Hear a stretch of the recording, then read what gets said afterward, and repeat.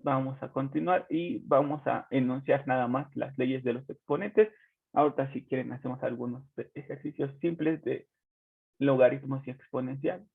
Entonces, tenemos que la primera ley de los exponentes dice que si tengo dos números que tienen la misma base, que se estén multiplicando entre sí, entonces puedo escribir una sola base y sumar sus exponentes.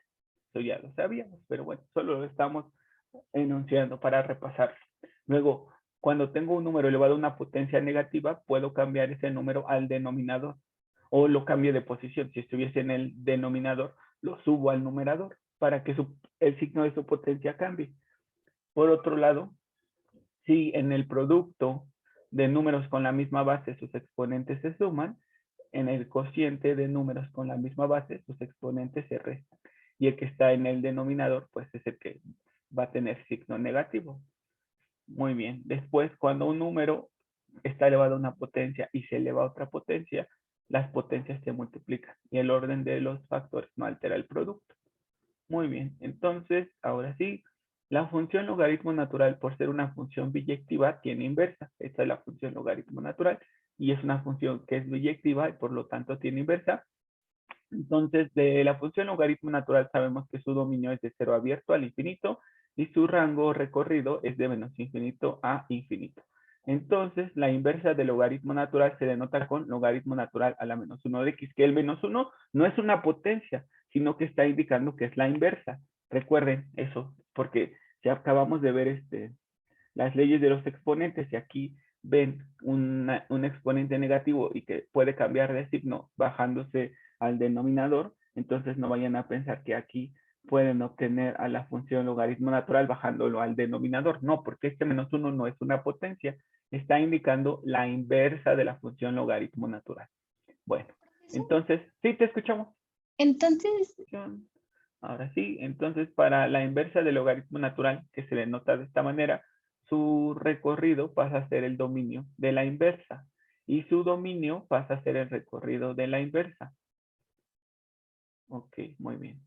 Entonces, la gráfica de la inversa del logaritmo natural de x es la de el logaritmo natural de x reflejada a través de la recta y igual con x. Entonces ya puse mi recta y igual con x. Y la inversa de esta función será la que se obtenga al reflejar esta gráfica respecto a esta recta. Entonces esto de aquí me va a quedar ahora por aquí y esto de aquí me va a quedar por aquí. Entonces ahí está y justamente es la función exponencial. Entonces, inversa del logaritmo natural también se denota con la función exponencial. Muy bien. Entonces, cuando hablemos de la inversa del logaritmo natural de x, vamos a poner simplemente la función exponencial con base e, eso es importante. Logaritmo natural, función exponencial con base e. Les decía, e es un número irracional. Ok, muy bien. Entonces, nosotros ya habíamos enunciado también cuando vimos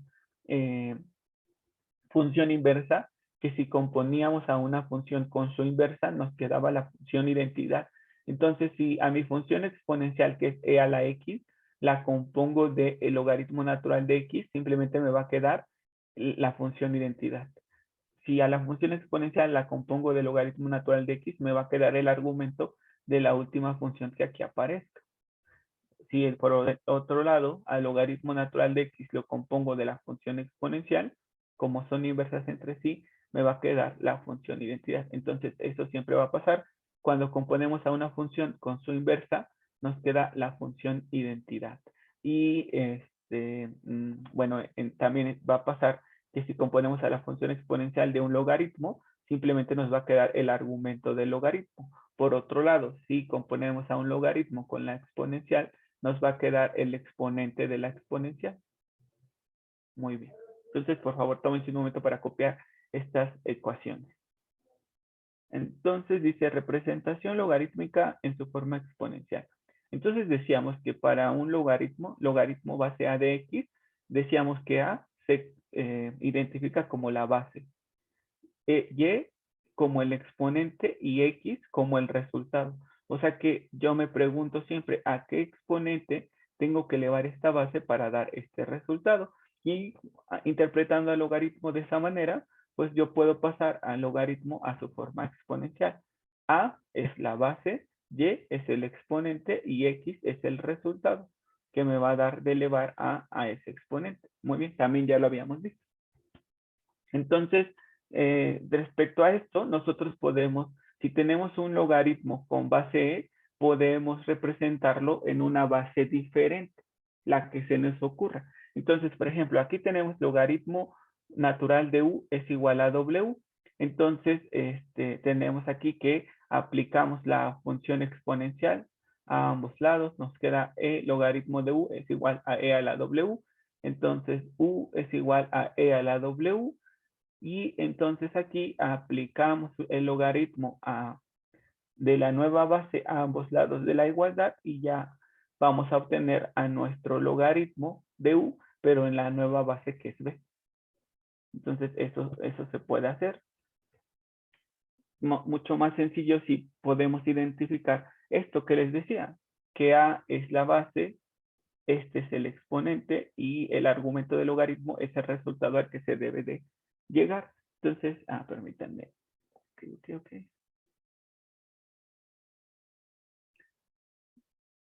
Muy bien, muy bien. Déjenme compartirles el pizarrón mejor. Ok. Entonces, ¿cuál era la expresión que venía en la diapositiva? Tenemos logaritmo natural de U igual a W. Yo puedo reescribirlo como logaritmo base E de U es igual a W. Y entonces, al pasarlo a su forma exponencial, nos queda que la base es el número E, el exponente al cual tiene que elevarse esa base es W, y el resultado que nos va a dar tiene que ser U. Ya está. Ese es. Entonces, nosotros podemos aplicar un nuevo logaritmo en la base que se nos ocurra. Entonces, por ejemplo, decimos aplicando logaritmo base B. O sea que nuestra base ahora sea un número que se llama B. Entonces digo, logaritmo base B de E a la W es igual a logaritmo base B de U. Muy bien. Y entonces ya tenemos eso, aplicando la propiedad de los logaritmos, que dice que cuando un número está elevado a una potencia, esa potencia puede bajar como coeficiente. Entonces nos quedaría como W por el logaritmo base B de E, y eso es igual al logaritmo base B de U.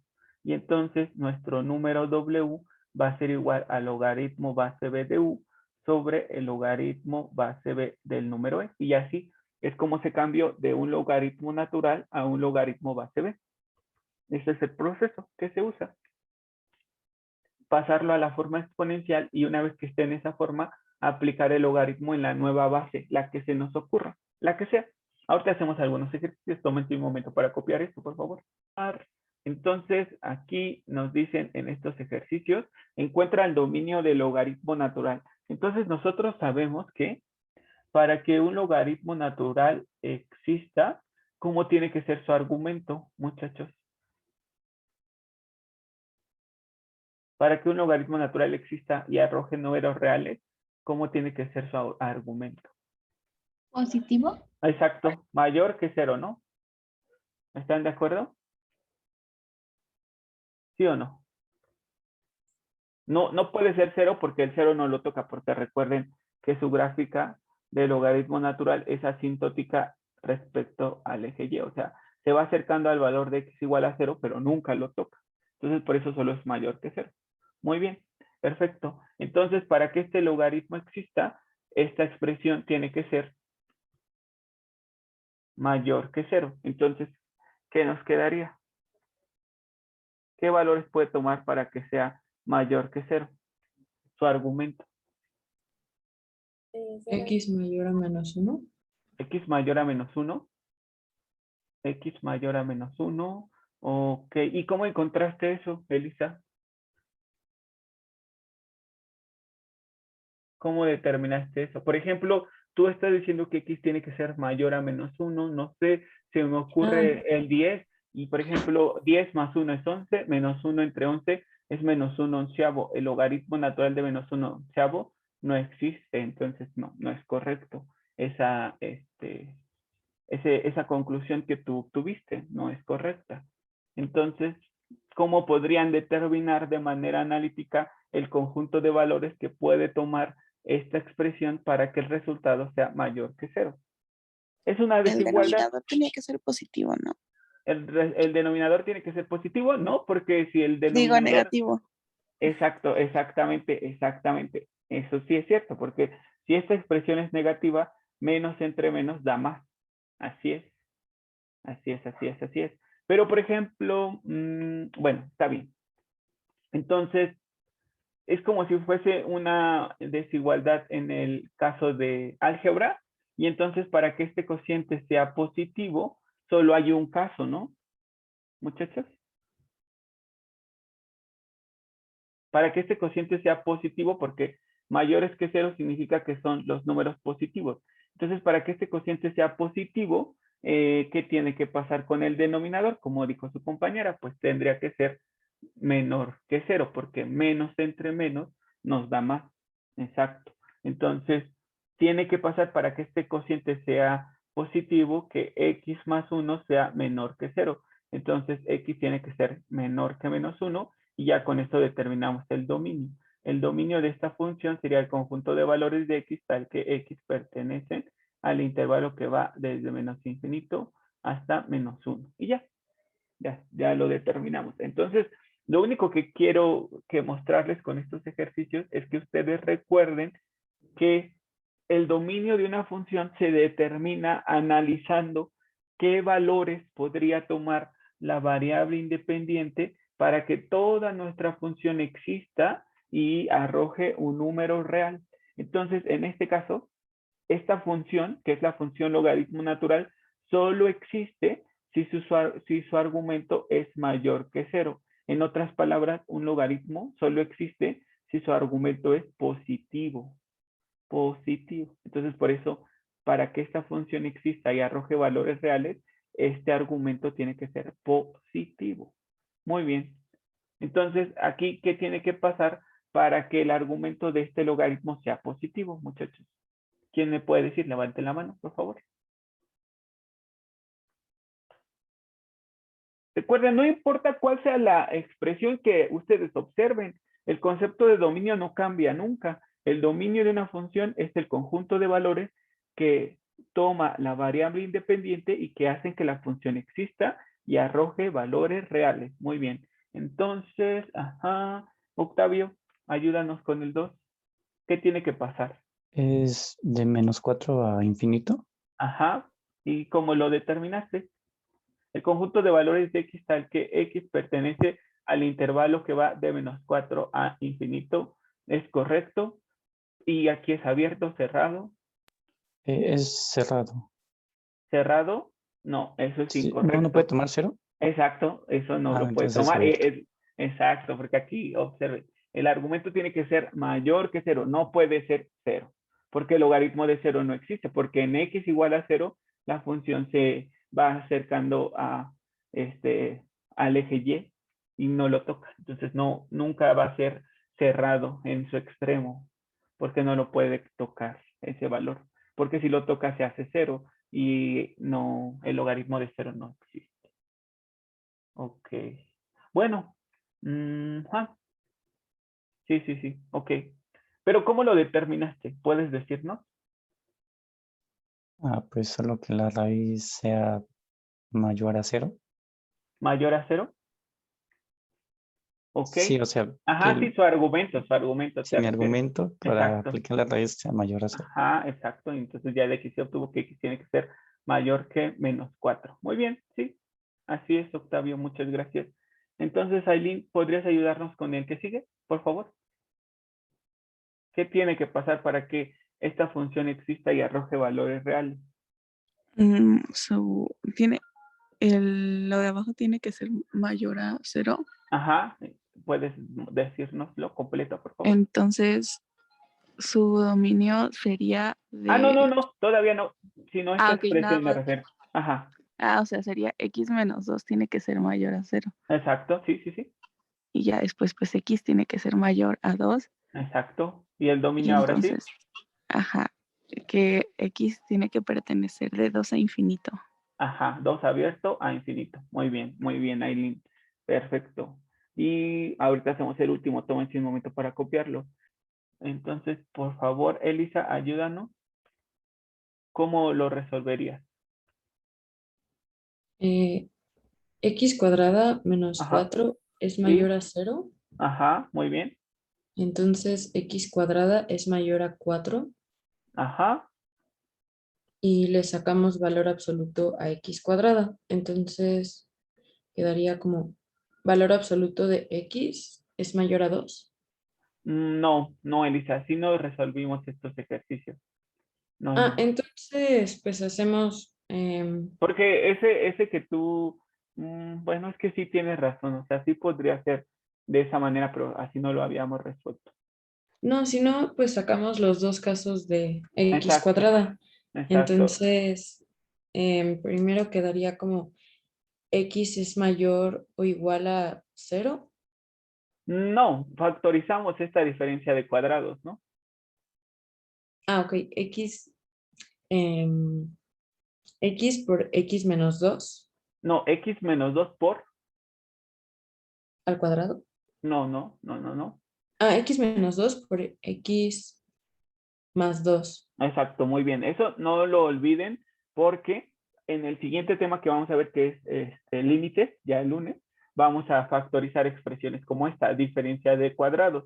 Y la diferencia de cuadrados se factoriza como el producto de binomios conjugados. Es lo que habíamos dicho, a cuadrada menos b cuadrada se factoriza como a más b por a menos b. No lo olvides porque lo vamos a usar las siguientes clases. Muy bien. Y luego ya de esto, pues están los dos casos, que para que este producto sea positivo, ambos tienen que ser positivos o ambos tienen que ser negativos. Pero lo que nosotros hacíamos era plantear una tablita, entonces encontrando los valores que hacen cero a cada factor, llegamos a qué, cuáles son estos valores. ¿Qué valores hacen cero? X es igual a 2 y Ajá, luego X es igual a menos 2. exacto. Muy bien, Elisa, muchas gracias. Entonces, después de eso, ¿qué hacíamos, Cali? ¿Te acuerdas? Planteábamos una tablita por intervalos, ¿no? De menos infinito a la raíz más pequeña, ¿cuál sería? Menos 2, Exacto, muy bien. Y luego de menos 2 a, infinito. no, no, no, Ah, a la perdón, de siguiente menos raíz. 2 a 2 Ajá. Y por último, y ahora sí. ahora sería de 2 a infinito. Exacto, muy bien, perfecto. Y luego, ¿qué poníamos en qué poníamos en el segundo renglón?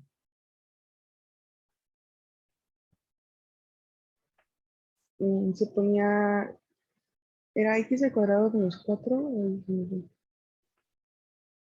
Ah, pues no, sino más bien los factores, ¿no? ¿No se acuerdan de esto, muchachos? Había otra forma más fácil de resolverla, simplemente Creo que recordando. habíamos Ajá. visto también en un, o sea, bueno, yo Sí, me acuerdo que sí, nos sí, sí. dio una tablita donde decía que cuando teníamos x cuadrada menos a cuadrada Ajá, ajá, exacto, exacto. Esa era más era, cero. ajá, esa era la otra forma, pero bueno, no, como no me la dijeron esa, yo pensé que Elisa iba a comenzar diciéndome esa, pero no me estaba diciendo otra cosa que no entendía muy bien lo que estaba haciendo, pero después de pensarlo dije, ah, sí, tiene razón. Entonces, por eso le sugerí cambiar a esta otra estrategia de la tablita, pero también podrían haber dicho solo la respuesta recordando esto que les dije. Así es, muy bien.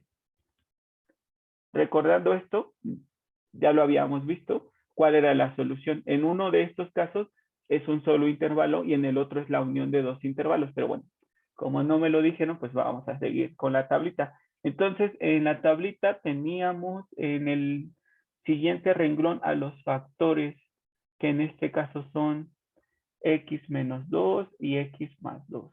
Y aquí abajo el resultado.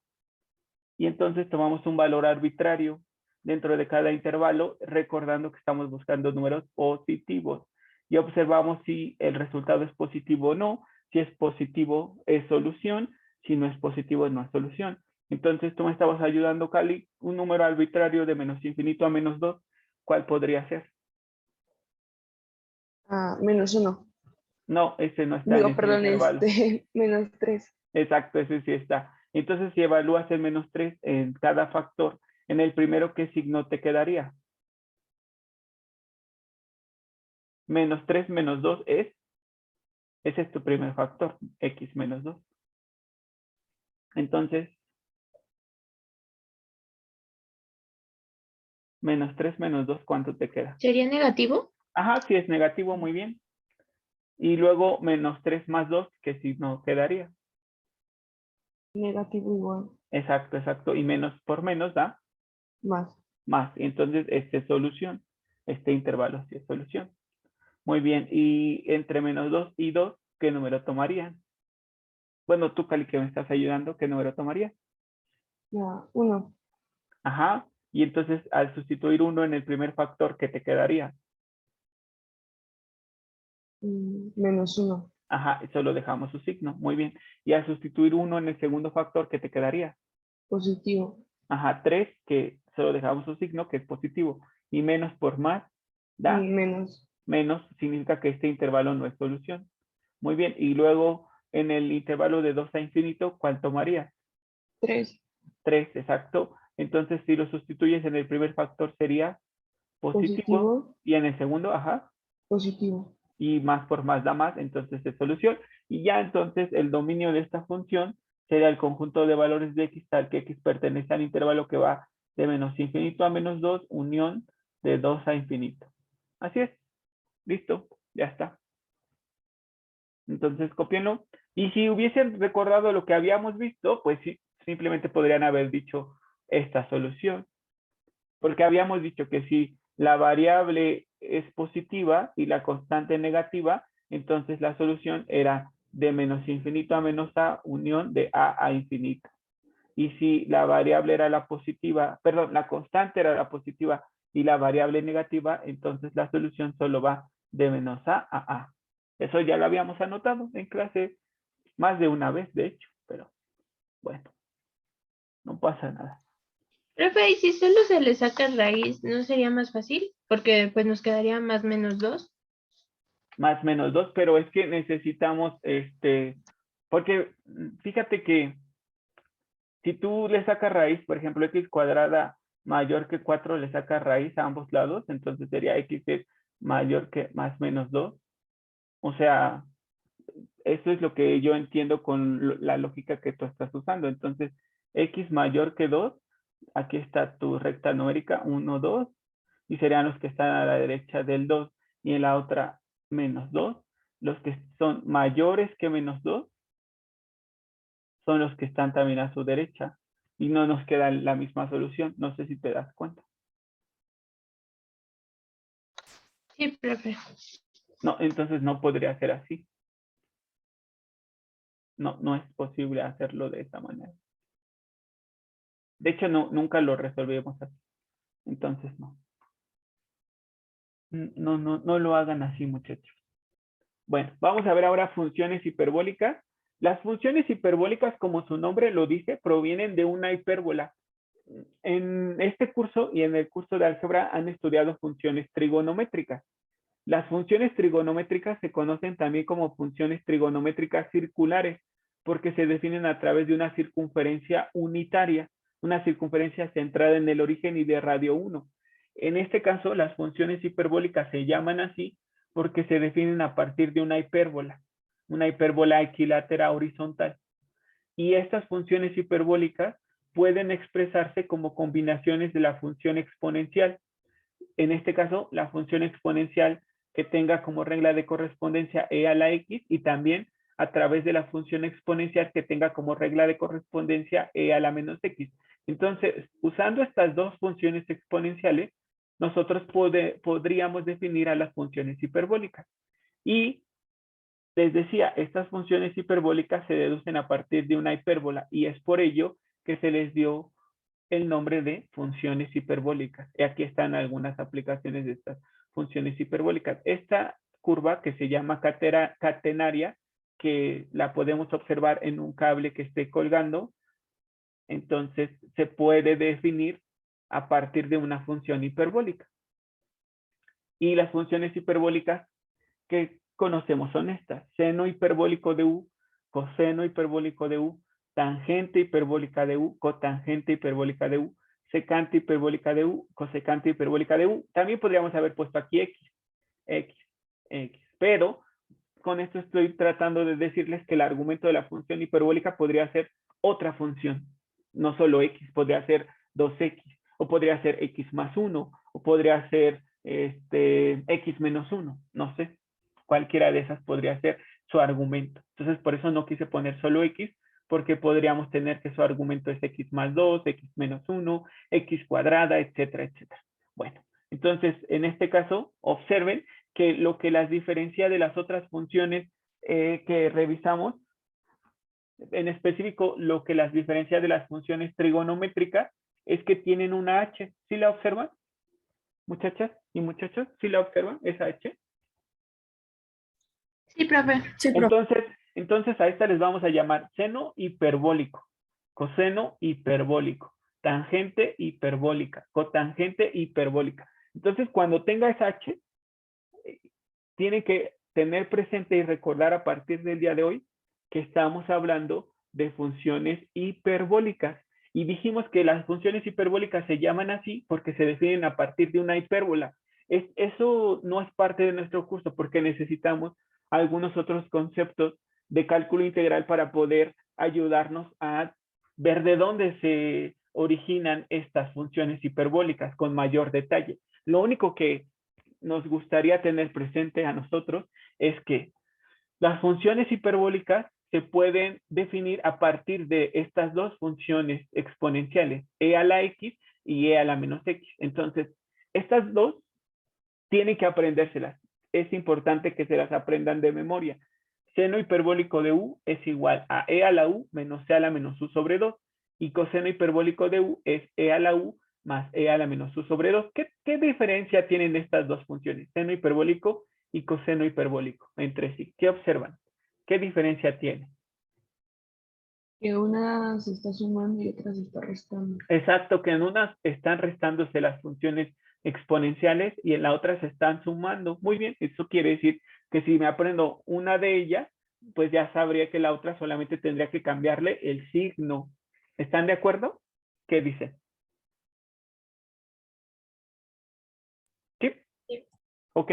Bueno, entonces después observamos que la tangente hiperbólica de u se puede definir como el seno hiperbólico de u entre el coseno hiperbólico. O sea, si se dan cuenta, esta identidad de cociente es igualita a la de la tangente trigonométrica, ¿no?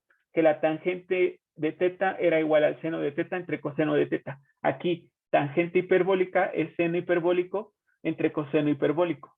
Y luego, como sé que el seno hiperbólico y el coseno hiperbólico se pueden representar en términos de la función exponencial, entonces a la tangente hiperbólica también la puedo representar en términos de la función exponencial, sustituyendo estas dos expresiones aquí. ¿Están de acuerdo, muchachos? ¿Qué dicen? Bueno, entonces lo que es importante de esta parte es que hay unas funciones que se definen a partir de una hipérbola equilátera horizontal y esas funciones reciben el nombre de funciones hiperbólicas. Su notación es muy parecida al de las funciones trigonométricas, solamente que le estamos agregando una h. Lo siguiente es que las funciones hiperbólicas se pueden definir a partir de la función exponencial y las que nos tenemos que aprender bien son las del seno hiperbólico y coseno hiperbólico. Porque las otras cuatro, tangente hiperbólica, cotangente hiperbólica, secante hiperbólica y cosecante hiperbólica, se pueden definir en términos de estas dos. Entonces, por esa razón, con que no sepamos estas, sabríamos las demás, porque las identidades son igualitas a las de las funciones trigonométricas de cociente. Entonces, ¿hasta ahí van bien? Bien, muy bien. Entonces, las otras identidades hiperbólicas que necesitamos recordar o conocer son coseno hiperbólico cuadrado de u menos seno hiperbólico cuadrado de u es igual a 1. Y entonces ahora si dividimos todo entre seno hiperbólico cuadrado o coseno hiperbólico, llegamos a estas otras identidades que ahora observen son 1 menos tangente hiperbólica de u es igual a secante hiperbólica de u y 1 menos cotangente hiperbólica cuadrada es igual a menos cosecante hiperbólica cuadrada de u. Entonces son diferentes estas identidades. coseno hiperbólico cuadrado más seno hiperbólico cuadrado nos da el coseno del ángulo doble, o perdón, coseno hiperbólico del doble del argumento, porque aquí no es un ángulo. Entonces, después seno hiperbólico cuadrado es menos 1 más coseno hiperbólico de 2u sobre 2, coseno hiperbólico cuadrado de u es 1 más coseno hiperbólico de 2u sobre 2, y seno hiperbólico de 2u es 2 veces seno hiperbólico de u por el coseno hiperbólico de u. Son diferentes a las identidades trigonométricas, entonces también, por favor, anótenlas. Y ya, fíjense, en los siguientes ejercicios nos dicen, verifica estas expresiones. Verifica que e a la 2x es el seno hiperbólico de 2x más el coseno hiperbólico de 2x. O que la tangente hiperbólica de x más secante hiperbólica de x es igual a 1.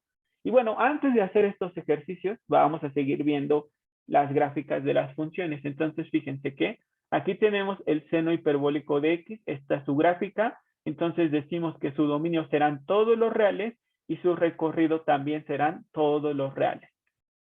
Entonces, esta función así como está, muchachos, ¿ustedes qué dicen? ¿Es biyectiva o no lo es?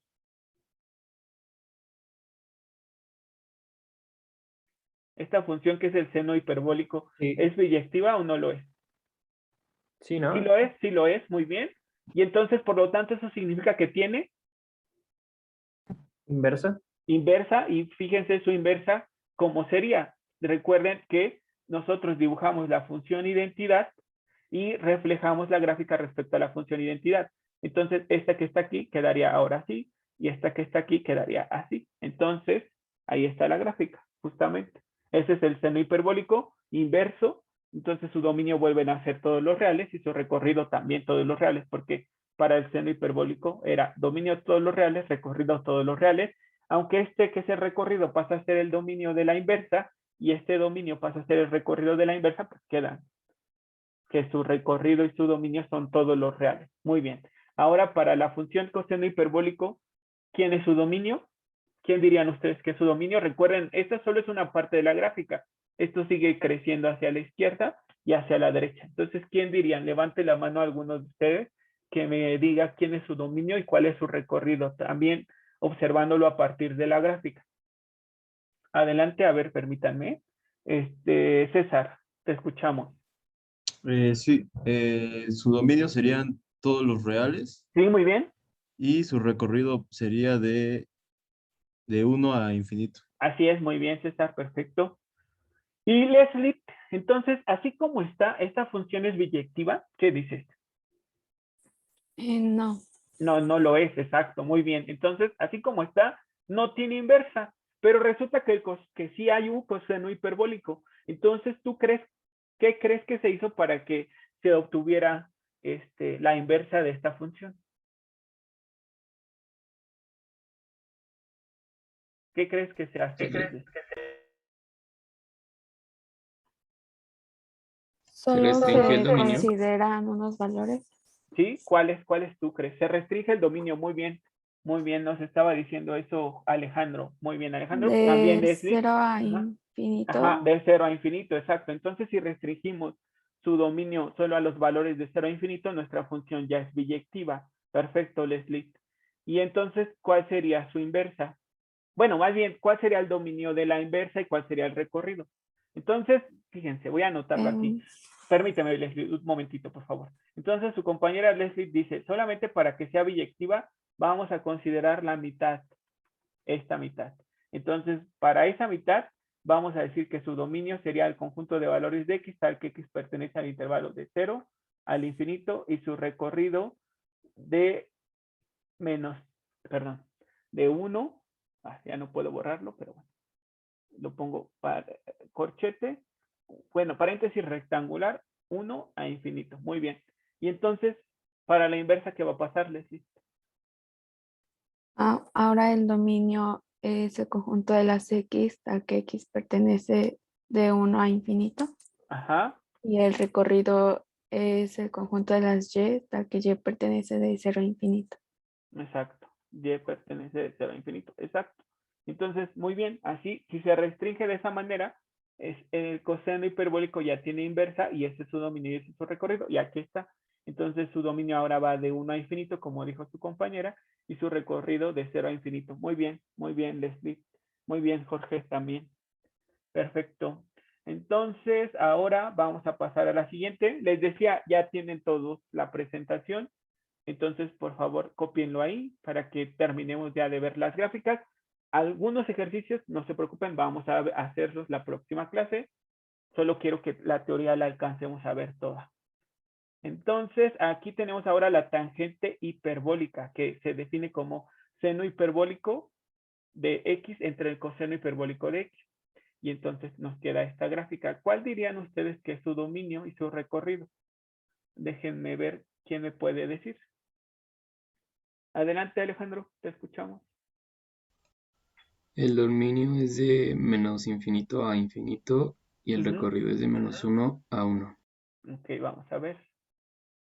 Muy bien, perfecto. Abierto, porque no los toma. No toma esos valores de menos 1 y 1. Ok. Y entonces, así como está, Alejandro, esta función tiene inversa, o sea, esta función es biyectiva. Sí. Ok, muy bien. Y entonces, ¿cuál sería el dominio de la función tangente hiperbólica inversa de x? De menos 1 a 1 abierto. Ajá, exacto. ¿Y su recorrido? De menos infinito a infinito. Exacto, muy bien. Entonces esta es la función tangente hiperbólica, su gráfica, su dominio y su recorrido, y esta de aquí es su inversa, su dominio va de menos 1 a 1 y su recorrido de menos infinito a infinito. Muy bien, perfecto.